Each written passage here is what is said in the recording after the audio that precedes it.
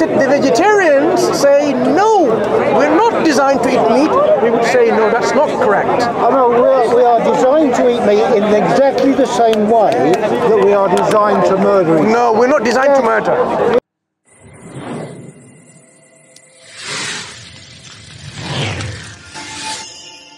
Meat from animals. Maybe. But no, not maybe. That is the reality.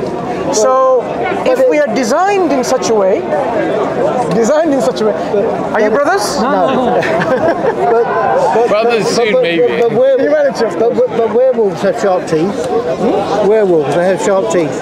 Werewolves? Yeah. And do they eat vegetables only? Well, they eat you and me. No. So they eat meat? Yeah. No, they eat you and me. Sure, but eat meat. We are meat. Yeah, exactly. Good. Yeah. They're not vegetarians, are they? Yeah, but they're not herbivores. Yeah, but I don't like those werewolves. No, I don't like them. No, I'm saying we are designed in such a way, for example, if you want to eat sand, concrete, you won't be able to digest them.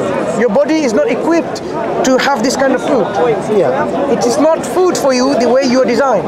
Yeah. Likewise, we are not designed to be vegetarians. We are designed where we can eat meat. So that means the vegetarians... But we don't have to eat. What I'm saying is, if we do eat meat, it's because that's the way our body is already designed, that we are able to eat meat. Able to eat meat. Yeah. Right. Yeah. So if some vegetarian comes along and says it's wrong to eat meat, yeah, we would say no, because you're designed to be able to eat meat. Well, we're designed to kill each other. No, we're not designed to kill each other. Yes, we are. No, we are not. Yes, well, look, I can do that. I can... No, we're not designed to kill each other. We are designed to do it. We are not designed to kill. We have the capability to do it. We are not designed to kill. Right? We are not designed to jump from the building and commit suicide. We're not designed to go underneath the water and get drowned. We're not designed. Well, anything we can do, we are designed to do. No, design is a function in our body in which I'm saying it does a specific function. For example, your ears and my ears are designed to hear sound, not to think. That's the part of the brain that does the thinking, not our ears. Your eyes is to see.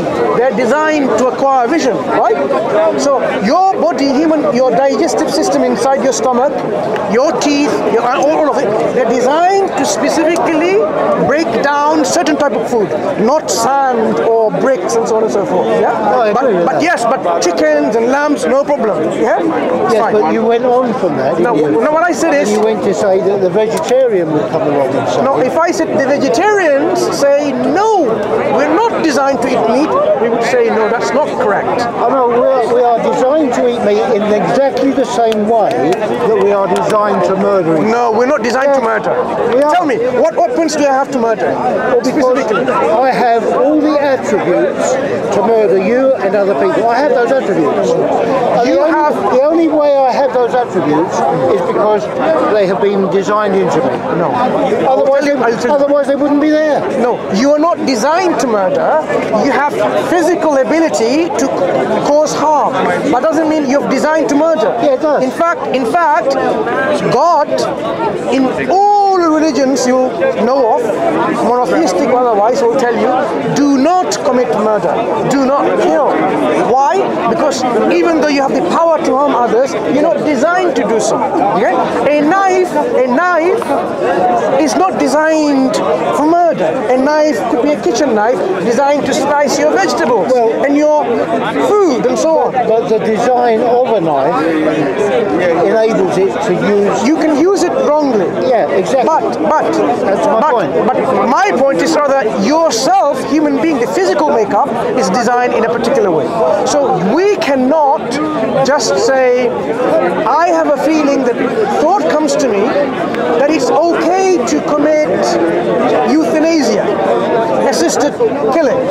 It's okay to abort a fetus when it's 5 months old.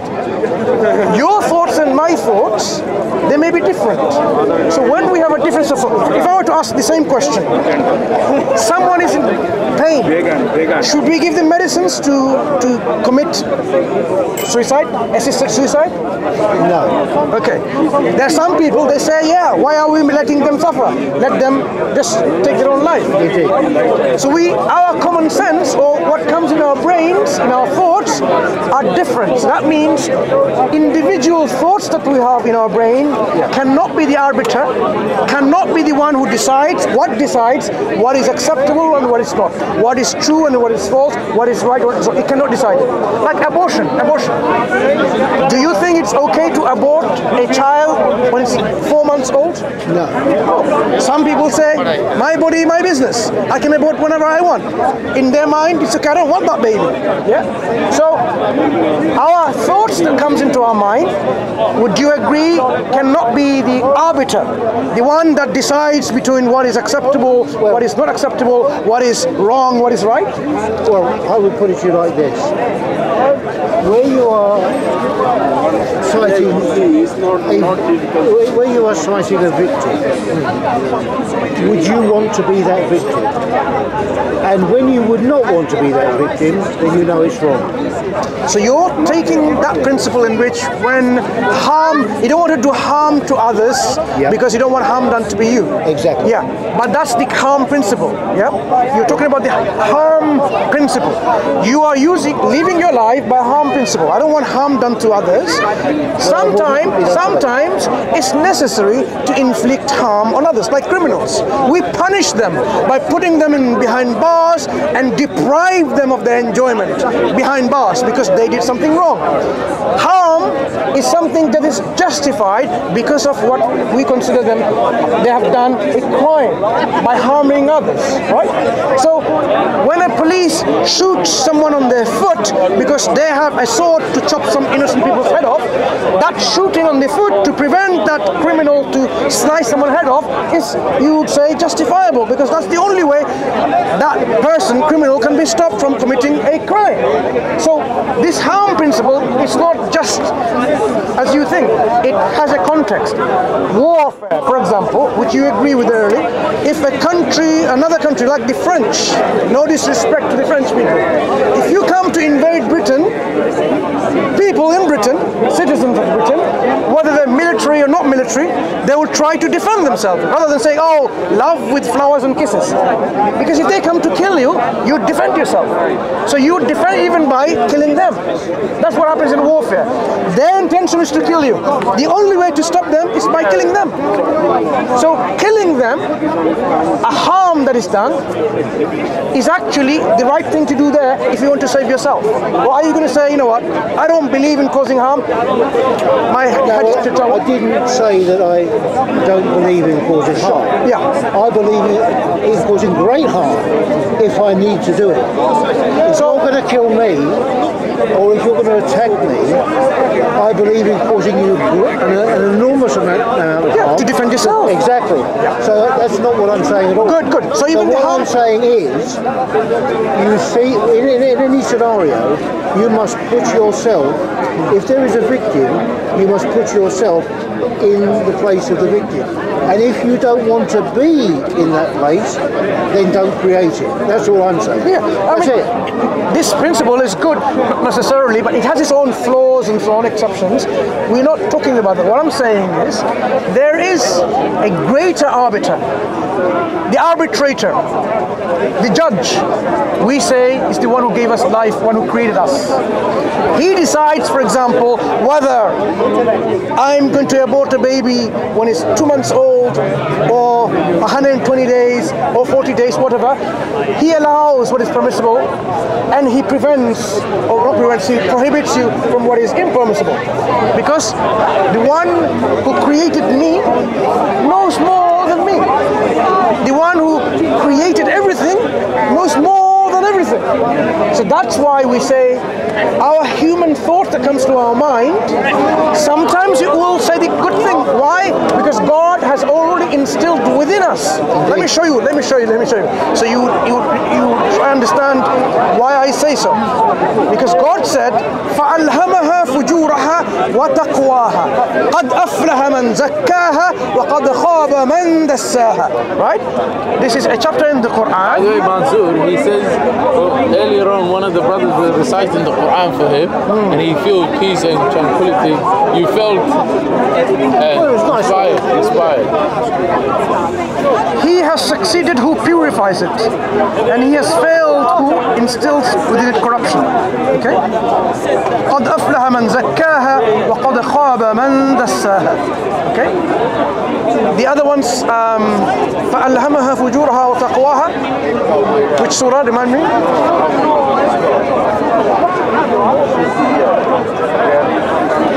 The same one. And inspired it, its wickedness and its righteousness. In our soul, God has already inspired us to understand and to know intuitively something that is bad, something that is good. So your heart will recognize rape is wrong, murder is wrong, killing innocent people is wrong, stealing is wrong, and so on. Because God has already inspired you within it. The knowledge of good and bad, if you think about it, God has inspired you within it, but He says, successful are the ones who purifies it. And the one who has in a loss is the one who corrupts his soul, but going against all of that and committing all these wrong things. So there is always a balance that needs to be done. God constantly wants us to purify, elevate ourselves, to make ourselves in a way constantly striving to be better. So there is the inside us, the propensity or the understanding of something that can cause harm and so on. But God says, don't commit any harm, and so on and so forth. So what you already have, I'm not saying that this is not correct or true. This is already given to you and me by God. Absolutely. But we cannot use that as the only source, because sometimes we may not know at what point our own ego is deceiving us. Our own ignorance is deceiving us by thoughts coming us. Sometimes you might even not know the plan of the wicked one, the Satan, who is giving you something and you think it's good, but actually it's good mixed with a greater falsehood which you do not understand it yet. Because he has a long-term plan. A long-term plan, and initially you think, yeah, why not? That's okay, looks okay. But overall, he has a plan. Eventually he's going to take you away from worship unto God. That's one of the drives, motives, and the goal of Satan is to not worship God, but worship or live your life according to your own self, your own desires. Quran says, have you not seen the one who has taken his own desires as God? Meaning he makes himself the judge, the arbiter of everything, right and wrong.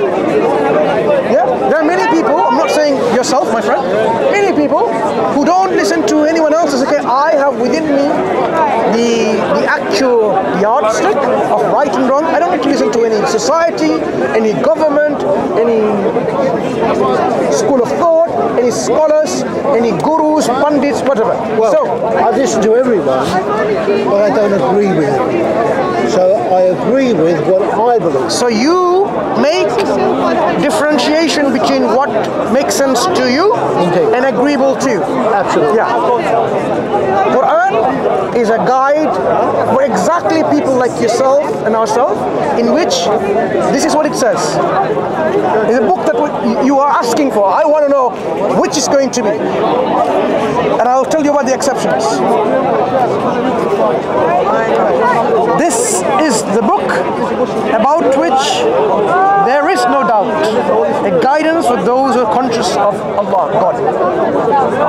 You do know there is a creator, God of this universe, and you do want to. That's what I believe. Yeah, and you do want to praise and thank and glorify and be grateful to this one who has given you life and the sustenance and all the good things, and you want to know how to perform your life in the best possible way.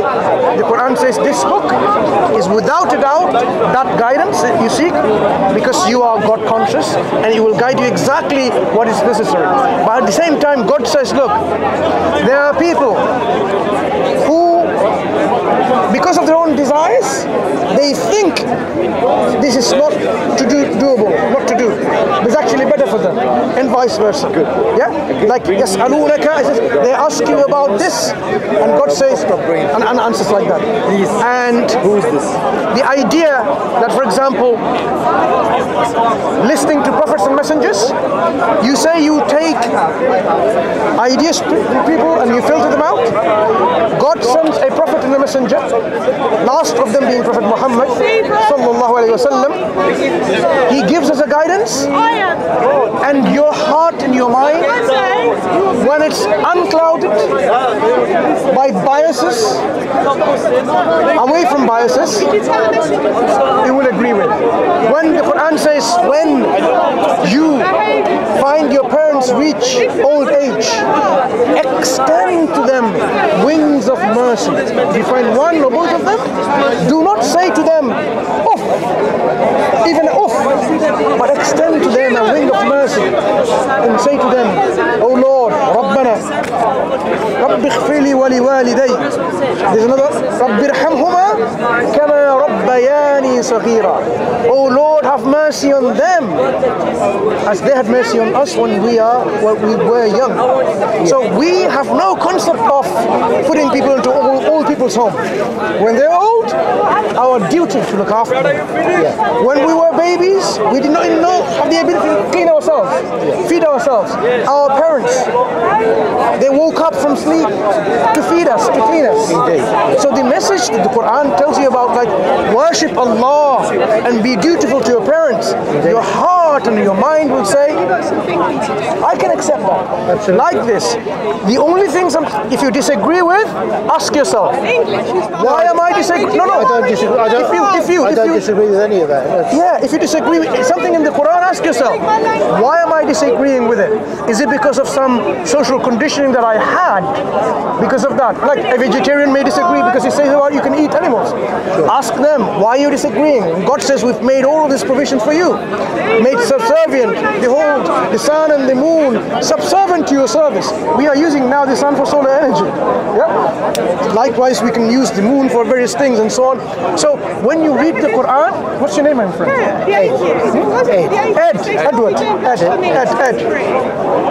This Quran, you shouldn't be disagreeing with at all if you are in your pure, what's this called?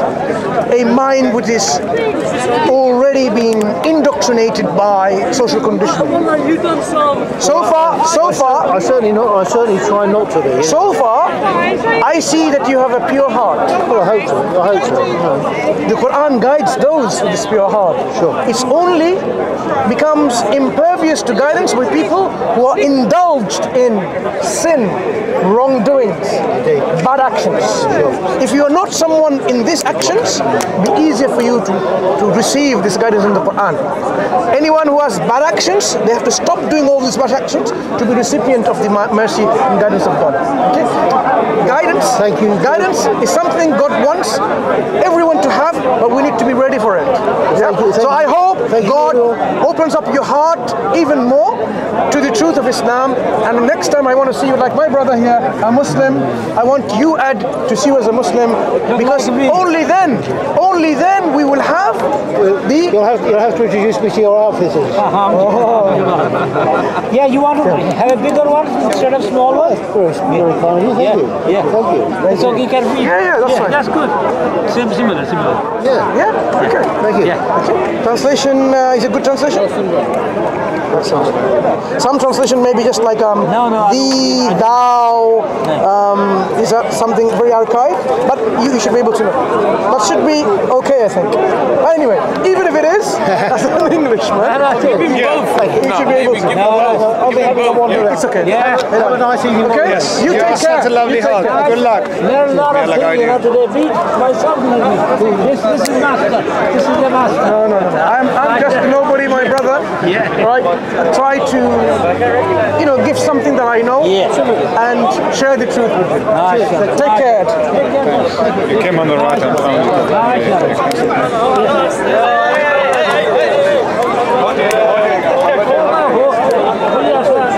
السلام عليكم يا برادر. تمام؟ اقدر اخذ صورة وياك؟ لا بأس.